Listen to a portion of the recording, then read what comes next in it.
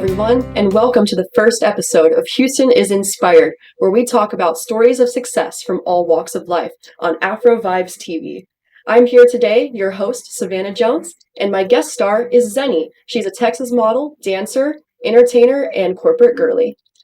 Hi. Hi. Hello. Yes, so thank you so much for being on the show. I'm so happy to have you here for the first episode. When I was thinking of the concept of this show, I was thinking about what would inspire people, what stories would generate thought, would generate movements. And the first person that came to mind was you. You are my epitome of like a Houston superhero. You do so many different things and you inspire me on a daily basis. And I just want to start off by saying I am so proud of you and everything that you do in this community. So why don't you start by introducing yourself to the audience and just kind of telling us who you are? Yeah, I'm Zeni. By day, I'm a corporate girly. I work in the oil and gas industry with a background in math, and by nights and weekends, I'm a professional freelance model, dancer, entertainer, and yeah, that's my life. That is a wonderful background. You have so much to share with the world. I'm so excited to hear what you have to say. So let's just start by saying also as well, how did your story begin? What is the roots of what makes you you? That's a lot. Deep question to start off with, right? Good question. I think I'll go into the modeling portion since that's what I mainly publicly talk about. So with modeling, I'd always wanted to be a model, but my mom was like, no way until you're an adult. At 16, she tried to get me into an agency, found out that you have to pay to be an agency, which you actually don't. But she was like, no way. You're 18, do what you want. So as soon as I turned 18, I started looking for agencies, got signed to one, did not have a good experience, decided to let my contract just void itself. And I think in 2020 is when I say is like officially the start of my modeling career, because that's when I started taking my own photos. That's how I began. I took my own photos on an iPhone self-timer and tripod and slowly posting them on Instagram, curating everything, doing hair, makeup, styling by myself. And then it caught the attention of local photographers who wanted to do shoots with me. So that's when I started going to model photographer meetups, doing collabs with local photographers. That's how I started building up my portfolio. And then after I graduated college, I moved back to Houston, and it kind of skyrocketed after that because I did my first runway in San Antonio, came back to Houston, and just went to like every casting call I saw, did all the networking events. Not all of them were worth it, but I'll get into that. Real. But yeah, I have just kind of built it up to now. Y'all see why I said she was a superhero? I mean, right away, just off the bat, you can hear how passionate you are about this and how much of a journey this has been for you. And to do it on your own, to do it with, people telling you and being like, maybe, you should wait on this or, kind of giving you that hesitation, but you have just moved right through that. And that is such an inspiring way to think and definitely a career woman. I love to hear that. You're the epitome of what I think of when I think of women's empowerment. So that's a very powerful message that you give to the world. So leading into that as well, what would you say your proudest accomplishments are as so far to this point? Oh, I feel like I haven't reached them, to be honest. Really? I feel like I haven't gotten to like my proudest moment where I'm like, I made it. I feel like I haven't made it yet. I feel like I'm also really young, so I'm not even in like 25 yet. I'm 24, so I haven't even gotten to that point. Wow. I feel like so young yet so successful. That's amazing. You. Absolutely. It's funny you say that because I feel like I haven't reached a level of success where I feel like I should be in terms of my modeling career so far, and also dance, and I guess in every aspect of my life. I feel like that's what you get when you're in your early to mid 20s. You feel imposter syndrome, like you're not where you should be. Absolutely. And I feel that a lot, especially with modeling, because comparison is the thief of joy. And, social media is where we're all concentrated. That's where we're all looking for castings, for jobs, for postings, for posting our own work. So it's very easy to get wrapped up into what your peers are doing and comparing yourself to that and seeing how behind or ahead you are. I can absolutely relate to that because I'm basically the same age as you. And, I feel the same way. I'm constantly feeling like, man, I wish that I was accomplished as them, or I wish that, I'd walked in New York Fashion Week or Miami Swim Week. And, I'm constantly pushing myself, and everyone around me believes that I'm successful, believes that I'm really accomplished for my age, but I am my own worst critic in that sense of, I'm constantly like, I need to do more, I need to do more. And so I do want to tell you, you're very accomplished for a 24-year-old. And I think most people that are listening would also agree with me on this, is that you have paved the way for so many girls that are younger than you to aspire to be like you. I know even my younger sister who is watching us right now is thinking that same thing. So you inspire young girls to also follow in your footsteps as well. So you should be absolutely proud of that. And your family watching or anyone important that's watching this too, I believe that they would think the same exact thing that I do. Imposter syndrome is a real thing. And I feel that too. Anytime I'm walking a runway, I'm like, I can't believe I'm here. And the same thing right now. I can't believe I'm here. I think that could also be a beginning to part of the problem, is that you feel so lucky to even be a part of this production or a part of this thing, that you're willing to do and sacrifice so many standards for it. And that's what I try to talk about with like transparency and talking about through my own experience, so others can learn something from it and not have to repeat it and go through the same unfair working environments, unfair working conditions that I had to go through. That's interesting that you bring that up, actually, because your transparency channel, it helps so many people on a regular basis. But at the same time, you had to go through all of these things to learn those things. And there's a lot in the industry that people don't know and they don't talk about. And the imposter syndrome, feeling like, you're not deserving of being there. I wonder who facilitates that feeling. Who makes you feel like you need to be asking for those jobs, or you need to be the one pursuing those jobs when you've earned those jobs. You are very qualified to be doing those jobs. And you have experience now in that. And it seems almost like a lot of girls are probably relate to you on that, as they feel like they, have to fight for getting into a job that they're actually qualified for in the modeling industry. So what do you think leads you to believe those type of things? What about the modeling world makes you feel that way, makes you feel that you're not quite where you need to be, or maybe that, you have to do jobs to get yourself somewhere? I think part of feeling where I'm not where I want to be has to do with just my own internal thing that I'm working on, trying to celebrate my small steps as much as my big steps, because I feel like, especially with how fast paced we live our lives nowadays, as soon as something big happens, like, oh, I walked in New York Fashion Week, what's next? That's the next question, is like, what's next? What's your next step? How are you going to build on top of this? Instead of just taking a moment to celebrate yourself and how far you've come.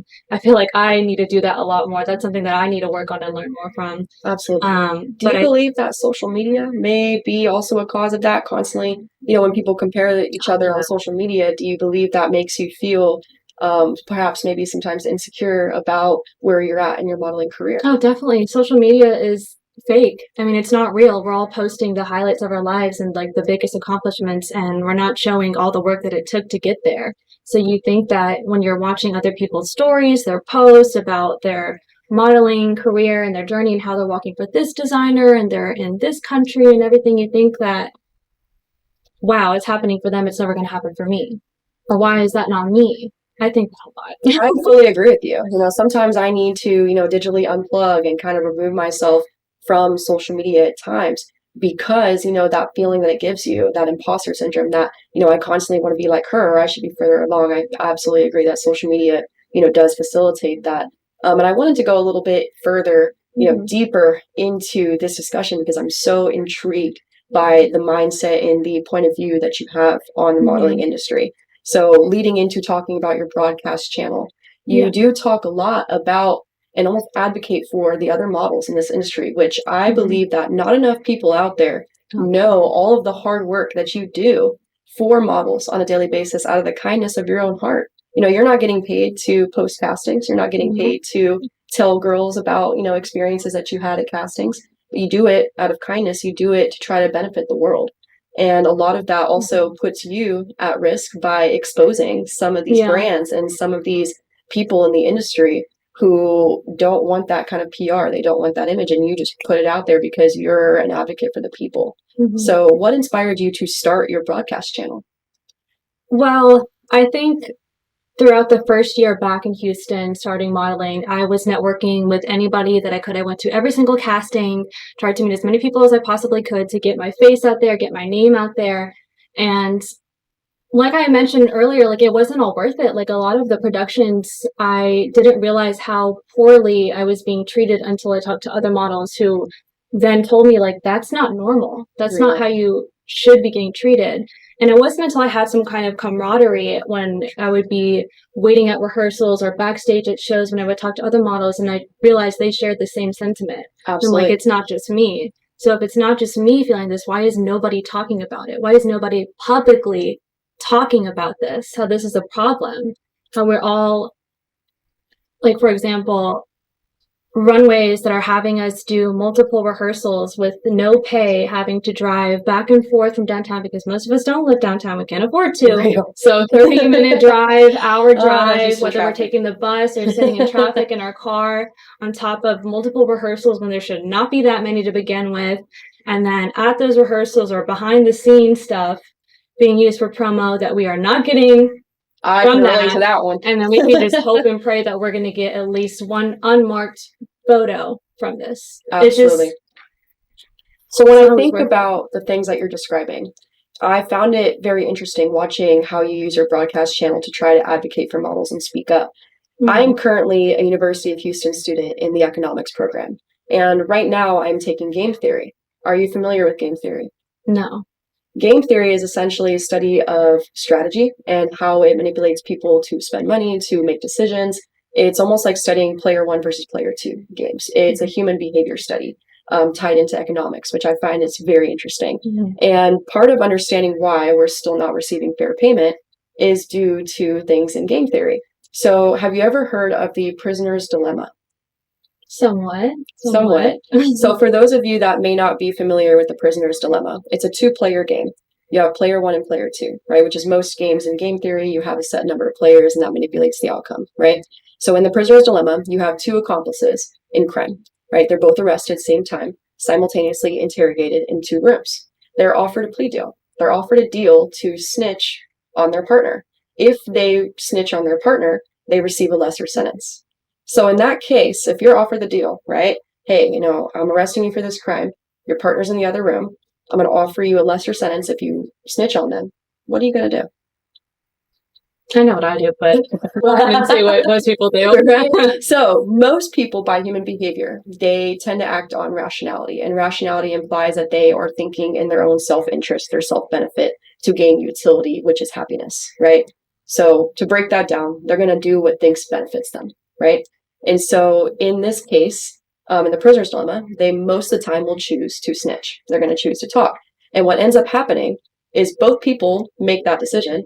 Now they both snitched on each other for the crime. They both get hefty sentences and no one gets the lesser sentence because they both talked, right? That is what's happening to the model community right now. And that is why the brands do not see a reason to change yet, to start paying models fairly or treating them fairly. Because if one person demands fair payment, but the next person does not, which one is going to benefit out of that? The one that does not, because they're going to receive the job, right? And so we're at this point where people are acting in their self-interest. And that is the reason why we can't get anything done, right? However, you are an anomaly because you're like the one person on this planet. And I'm sure there's other people that do, but I'm exaggerating in this circumstance. You're a person that doesn't just think of rationality. You're acting irrationally to help the world, right? And you're helping other people. You're an advocate for a cause. And so that actually ties more into behavior economics. Some people make choices based on wanting to help others, wanting to do the right thing, right? You're one of those people. You're a very special type of person.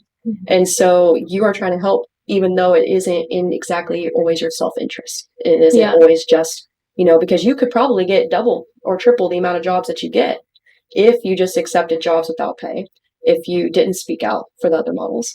You are challenging yourself and making your way more difficult, but with a higher payout in the end. And it also help everyone else who is watching you, who is looking up to you, and who also wants to join this cause. Because I think it's the right thing to do. I hate to stop you now, but hold that thought, and we'll be back after this commercial break.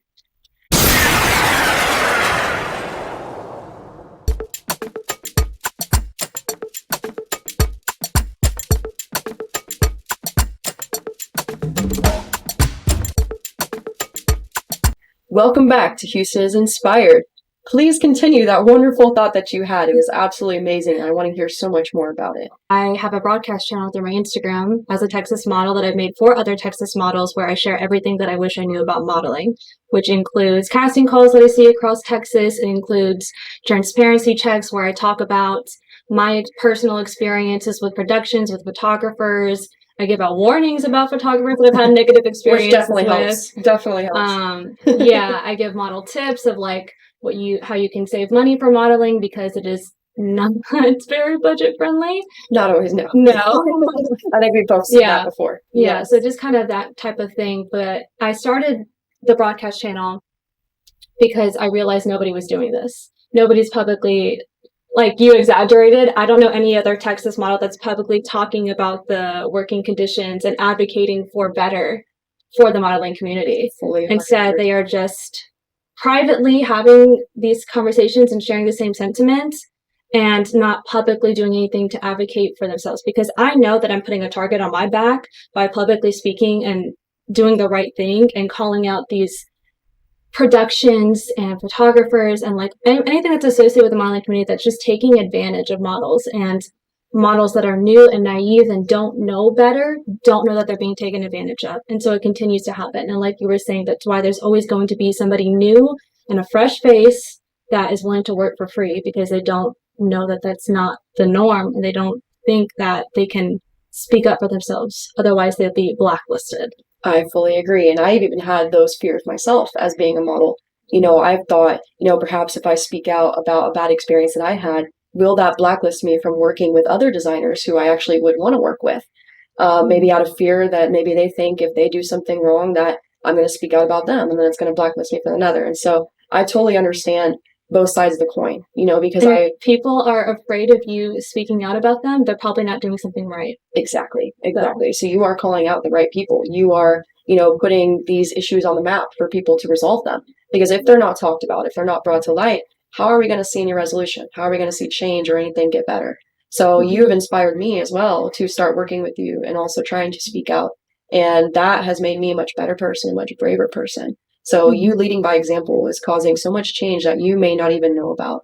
I don't know about it. Honestly, I feel like this is the first time I'm actually getting recognition for everything. And I've said that to you before on the phone at, brunch and all that. I've said, you deserve recognition for everything that you've done to help these people. Why is this not being talked about more? Why, you'll get models messaging you all these types of questions, irrational questions that don't matter, instead of them saying, thank you.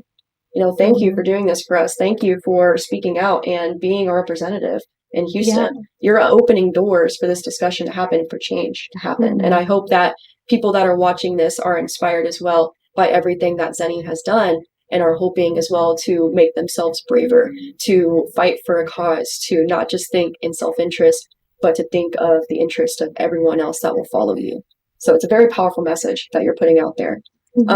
Another thing I'd like to ask you is, what advice do you have for women in the audience who are watching, particularly in the modeling world? Gain knowledge. Because honestly, knowledge, the more knowledge you have, the more power you have. If you know nothing, then I think there's a quote, what is it? There's a quote that says, if you stand for nothing, you fall for everything.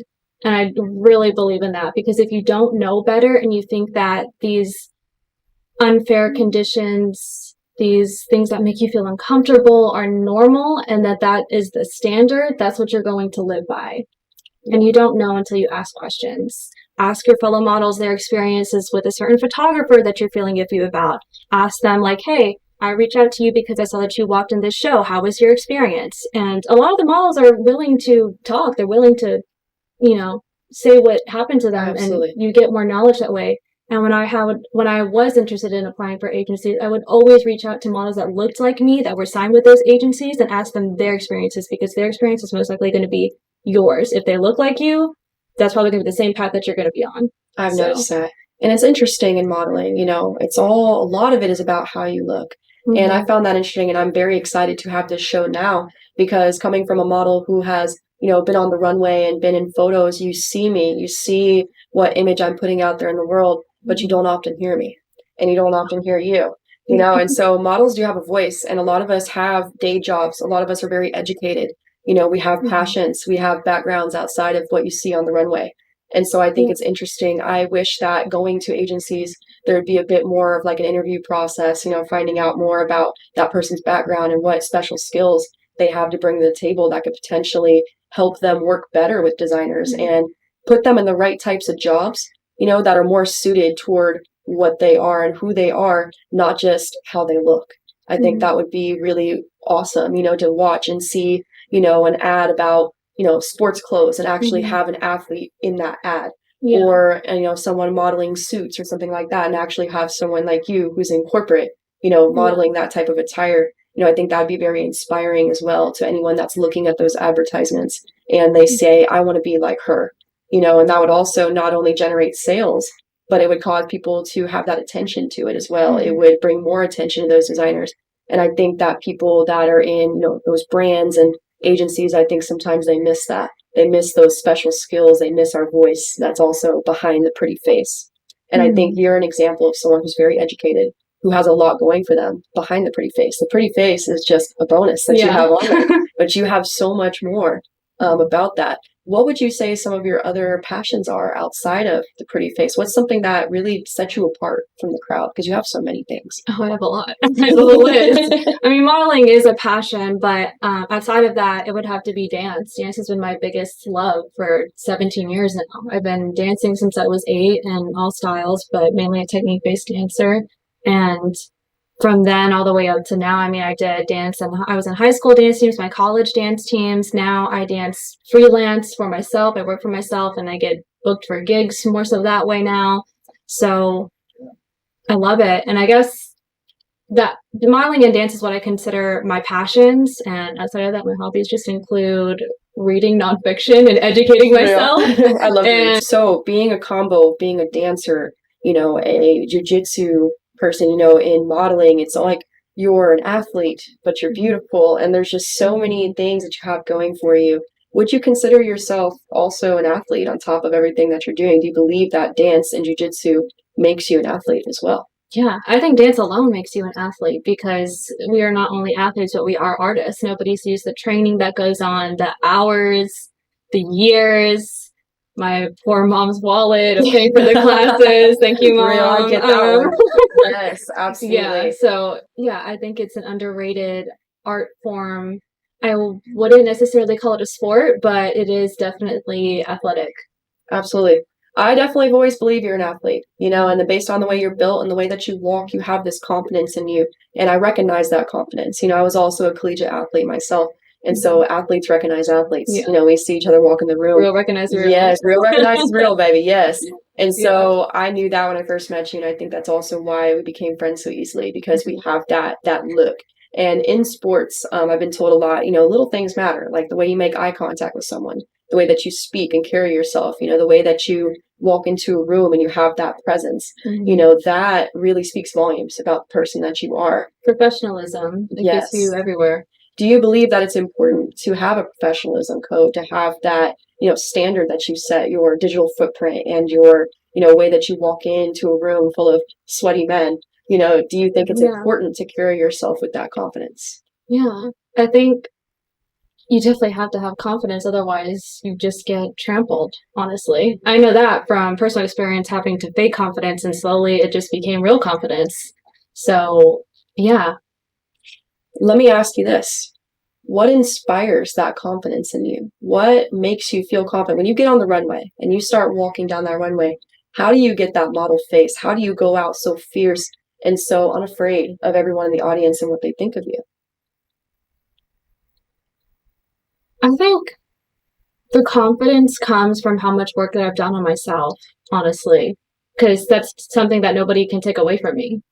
I've worked on myself. I've, just the general things of getting yourself educated, going to therapy, healing your wounds, healing your traumatic wounds, so you're not projecting that onto other people, having kindness, being professional, like these kinds of traits and qualities I've worked on just throughout my life to now have the confidence that no one can tear me down, no one can take this from me, because I know the work that I've put into myself and loving myself. That's truly beautiful. Self-love is very important, self-care, and self-care can look different for so many people. How would you like to tell people in the audience to make themselves more confident, to boost their confidence? Is there any advice that you would give to those watching you, maybe the girls, on your panel, or the girls that, look up to you? What maybe habits can they do, or self-care can they do to help themselves in this modeling world to stay so fierce? I can't remember the saying, but there's a saying that says you can't pour into someone else's cup if yours is empty. So I think the more that you pour into yourself, the more love and affection and everything you're wanting will come to you. It isn't, you have to attract it like a magnet. I see that. You're almost manifesting that good energy, Yeah. that good karma, putting more good energy into the world and receiving back. I like that message a lot. And I think a lot of people in the audience would also resonate with that and agree with you on that. Most of everything you said, if not all, I think can be easily agreed with today. Wrapping things up and kind of coming toward the end, is there anything that you would like to tell the audience? Any advice or anything that you would like to share? Well, I guess if the point is to inspire people, I think speak up, talk, be transparent. I like to lead by example, so I would hope that others feel inspired to do the same, set the example, let others, follow the path. What are you going to be proud of at the end of the day? Speak up, speak now. I think maybe, that could be your quote even. Speak up, speak now. Do it, go for it. Don't hold yourself back and be afraid to chase your dreams, to lead by example, and I think that's going to really benefit you in the future. Yeah, don't really let anyone take that from you. Yeah, absolutely. I've been told that so many times that, and I know you have too as a petite model, saying that you would never be on the runway. Absolutely. And here we are, like almost 30 runways later, and you. Yeah, I mean, not 30, y'all, Okay, but we'll get there. a good amount. I would say a fair amount of runways in my time. But yeah, you definitely, for every runway I do, I think you do about 3. So I'm pretty impressed with what you got going on, girl. I got to say that. So what are your future plans as well? Just kind of tying this into your future. Is there anything that you're really wanting to accomplish? Currently with modeling, I am wanting to branch more outside of Texas to see what I can get outside of this sphere, because I am a Chicana model. I am a Chicana girl. Slay. So I know that being a Hispanic woman in modeling in Texas, there's a lot of us. So the demand is pretty low. So I kind of want to see how I would do in other markets and trying to test myself in New York or Miami and other fashion capitals, other states, and seeing how that could go for me, and also expanding my brand beyond Texas and also in other Texas cities. I just kind of want to network and push the envelope a little more. And I'm still going to continue to, talk about modeling transparently and making sure this kind of information stays out there for everyone to access. Absolutely. Well, I've definitely been inspired by what you have to say. And I really hope those things work out for you in the future. Thank you so much for being on the show today. And for everyone watching, Houston, stay inspired.